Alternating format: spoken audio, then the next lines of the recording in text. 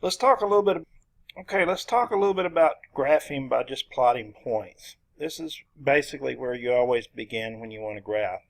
We'll start with this graph y equals 3x minus 4. Now this is a linear equation. So let's look at what happens when we plug some values for x in for y. Generally, when I'm going to plug values in and plot points, I generally start with these 5 numbers, -2, -1, 0, 1, and 2.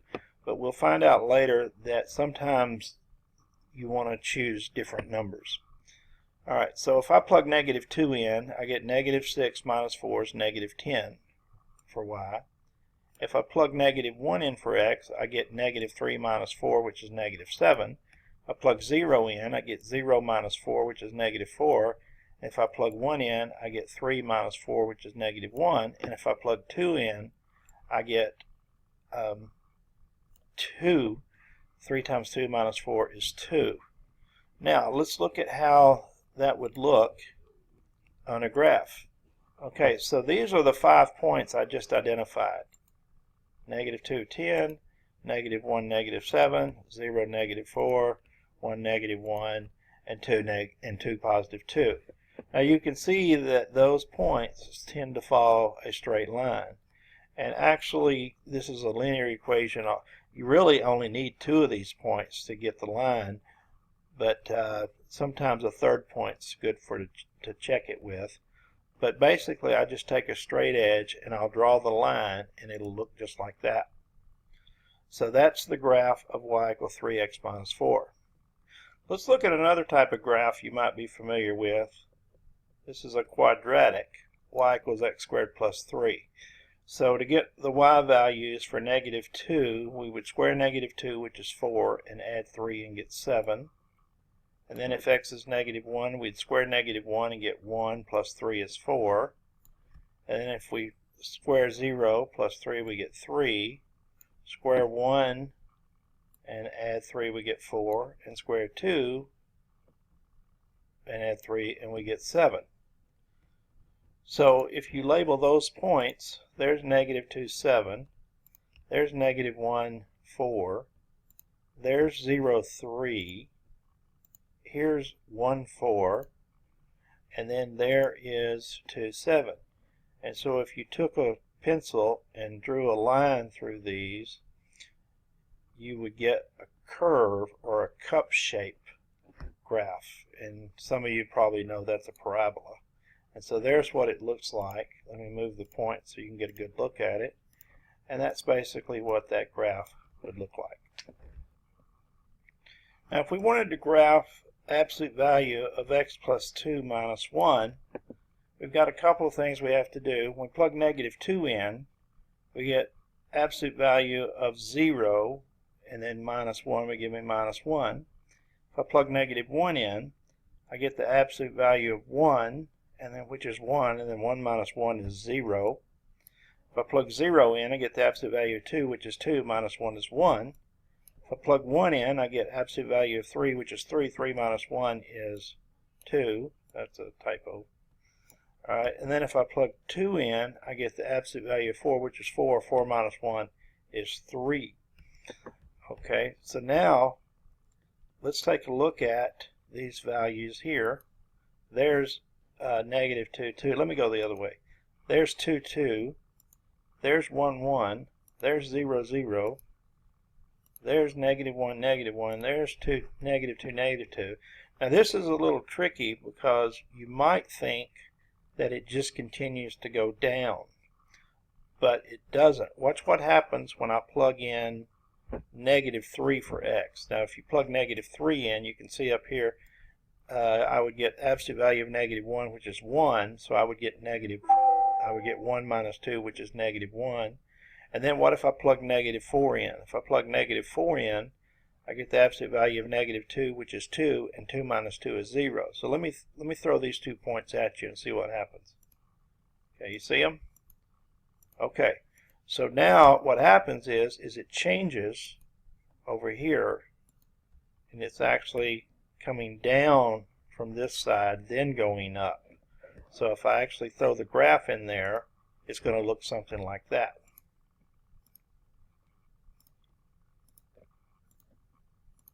Okay, so that's the graph. And anytime you have an absolute value of a linear expression inside of it, you're generally going to have something that looks like a V. It might be opening up or opening down, but it's generally going to have some sort of V shape to it. Okay, now this graph, y equals 3, you're going to see what it's going to be in just a minute, but let me just show you what this means. Since there's no x here, it just means y is going to be 3 regardless of what x is. So independent of x, y is always 3. So if x is negative 2, y is 3. If x is negative 1, y is 3. If x is 0, y is 3. If x is 1, y is 3. If x is 2, y is 3, and so on. So what happens is when you plot those points, negative 2, you get 3. Negative 1, you get 3. At 0, you get 3. At 1, you get 3. At 2, you get 3, and so forth. So y equal a constant is always just a horizontal line. Okay, so that's the next graph is just the opposite.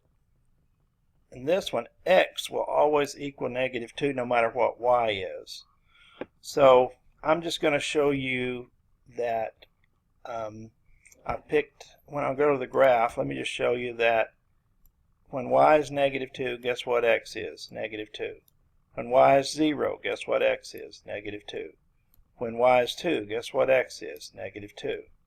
Well, you can see those 3 points over here, and you can see that they seem to follow a vertical path, and that's because anytime you have x equal to a constant, you get a vertical line.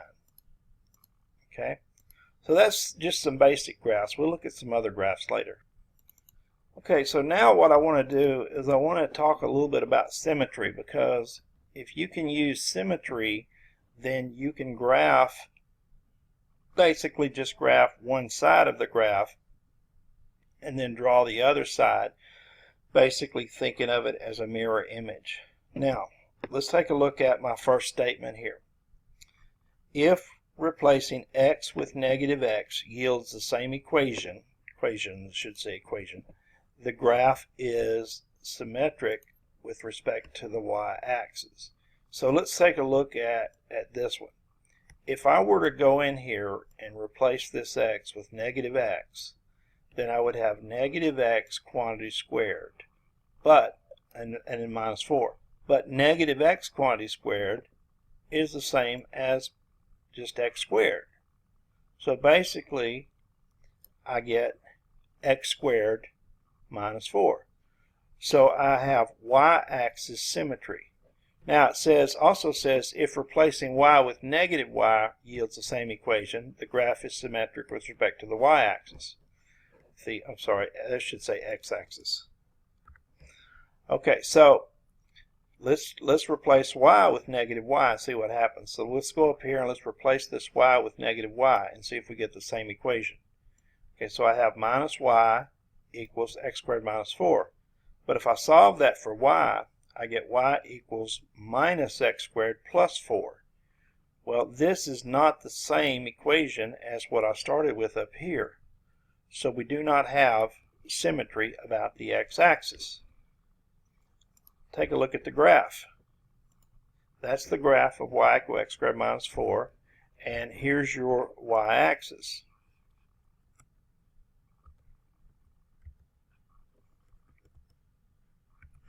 Eventually. Okay, so there's your y-axis, and notice that the right-hand side of this graph here is a mirror image of the left-hand side. So the graph y equals x squared minus 4 is a mirror image of itself on each side of the y-axis. Therefore, it is symmetric with respect to the y-axis. Okay, let's look at this graph here. Just a second here. Let's take a look at this graph. If I replace x with negative x here, I get minus x equals the absolute value of y plus 2, which is equivalent to saying x equals minus the absolute value of y minus 2. Well, that's not the same. Those two equations are definitely not the same. So therefore, I don't have any x-axis symmetry. But look down here.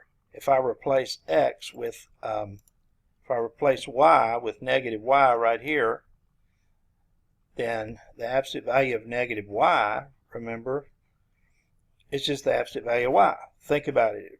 Just pick any number. The absolute value of negative 5 and the absolute value of 5 is the same.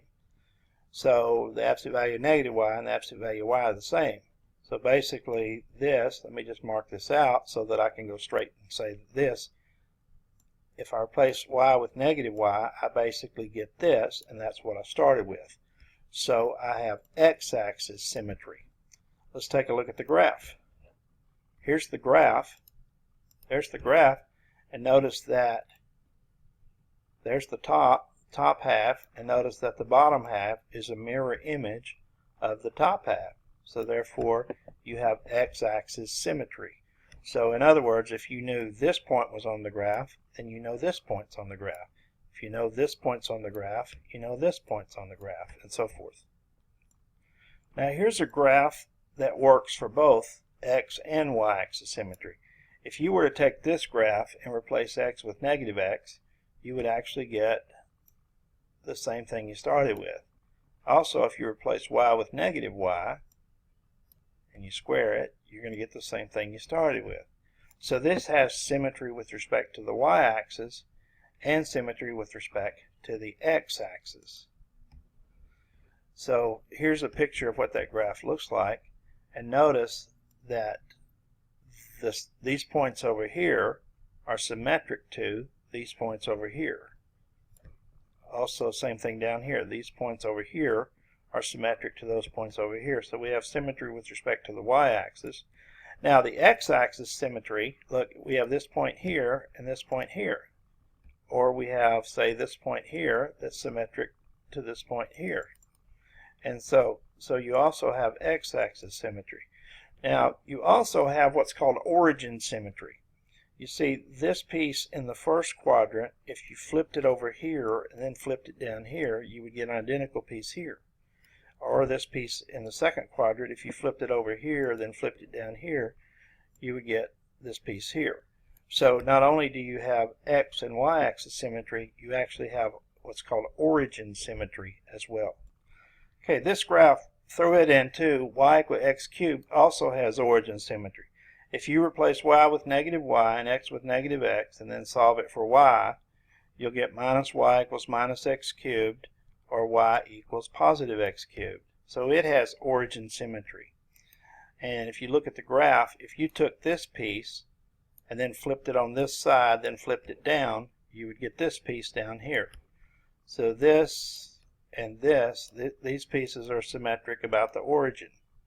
This piece up here and this piece down here are symmetric with respect to the origin. Some graphs have no symmetry. Actually, most graphs have no symmetry. If you were to graph y equals 3x plus 2, and I'll leave you to do that, it's just a line, it has no symmetry with either axis nor the origin. I want to quickly cover graphing with intercepts, and I know you know how to find intercepts. You let x be 0 and solve for y, and you can get your y-intercepts. Let y be 0 and solve for x, and you can get your x-intercept. That's supposed to say negative 12.